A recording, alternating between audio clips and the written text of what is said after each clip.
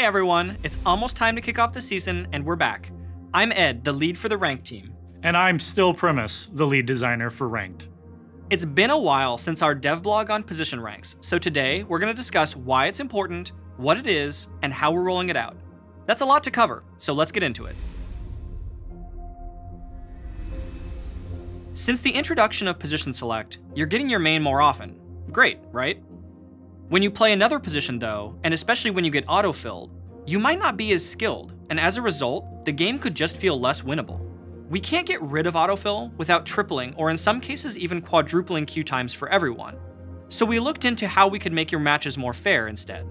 With position ranks, you get a matchmaking rating and a rank for each position you play. This gives us a more accurate measure of your skill in every position, so we can put you in more fair matches, no matter which one you queue up for. At the end of the game, you'll get LP for the position you played, and some of it will splash into all of your other positions.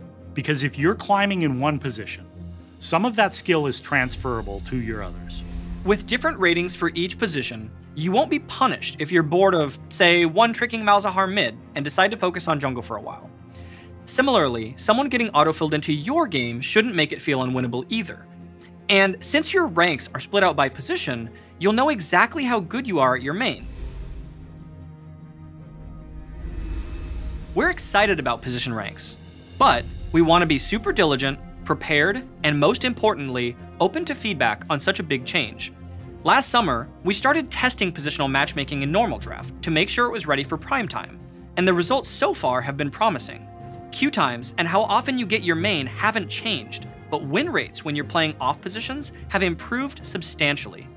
In short, it's an across-the-board upgrade to matchmaking.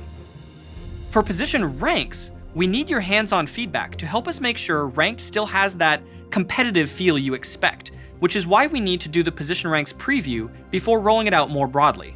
At season start, Korea and North America will preview position ranks. During the first split, we'll be closely monitoring it. We'll be gathering and addressing feedback and tuning the systems, like how much splashing you get when you win or lose. All of the rest of the changes to placements, tiers, splits, rewards, all that stuff's going to go everywhere at the start of season. We chose to preview position ranks in North America and Korea because they're both globally competitive regions. Including North America also gives us hands-on experience and lets us get our feedback more directly from you. During the preview, we'll be looking for feedback about your experience. We'll also be keeping an eye on overall stability and matchmaking health, things like queue times, autofill rates, and match fairness. Finally, we'll be watching for abuse cases in the system so we can fix them. In all regions, we're tracking both position ranks and current ranks. That way, if there are any issues, technical or otherwise, we'll be ready to switch everyone back as soon as possible without you losing any progress. We'll update you every month on how things are going and what changes we're making based on feedback, which could range from system tuning to new features designed to address abuse cases and preserve competitive integrity. At the end of the first split, we'll unify Ranked and detail what the worldwide experience will be going forward. We're confident position ranks will be a meaningful upgrade for matchmaking and the rank system as a whole, but let me be real with you. We're open to rolling it back if things just don't work out. Having said that, we're excited for you to try it, and we're hoping it will be a hit, so make sure to keep giving us your feedback. We've seen a ton of discussion about position ranks over the last year, so let's switch gears and talk about the things we've seen the most questions about. Position ranks seem super abusable. What about position swapping when getting an off roll, for example? Say a Diamond 1 top laner got autofilled jungle in a Plat 3 game and switches to top lane with a duo or teammate. There's this thing that we want to make sure that we allow, which is strategically swapping if it makes sense. That's what players do now.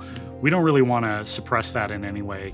And so what we're going to do is we're going to track each player, how often that they're switching positions. And if you're someone who ends up switching more often than we think is reasonable, we're going to start to tighten the links between your positions for the purposes of matchmaking, so that when we put you into a match, it's going to be a match that we think is most competitive with your highest position.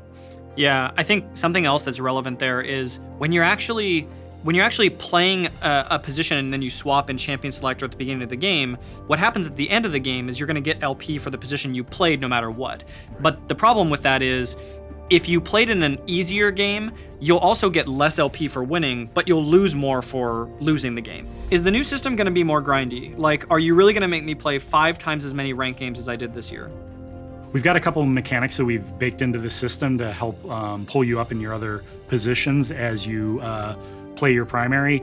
First of all, splashing will help pull up the other positions until they get close enough to be within range of what we think is reasonable. In addition to that, as your highest rank gets higher, it starts to actually become a target for the other positions, where when they're climbing, they get a little bit of bonus if they're trying to catch up. So it's actually easier to climb in the second, third, and so on positions. Since games where I'm not playing my main position have way less impact on the rank I care about, can't I just feed or surrender when I get autofilled to get a faster shot at playing my main again? This is pretty much the core concern that both we as a team and you as players have expressed to us over the entire year or whatever that we've been working on position ranks. More than that. Yeah, probably more than that. And the answer, honestly, is splashing. So we talked about how when you win or lose games, you splash some LP to your other positions. That works both in a positive sense and also in a negative sense.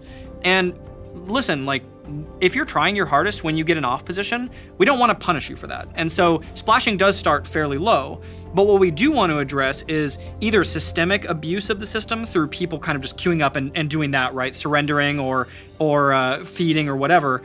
We also want to combat situations where someone's been miscalibrated, like one of their ranks is higher than it actually should be, and they've started losing a lot of games. Right. And so as you lose more, and as your performance kind of gets worse over those games, the negative splashing starts to ramp up and hit you harder to your other positions that you maybe either care about more or that might be miscalibrated.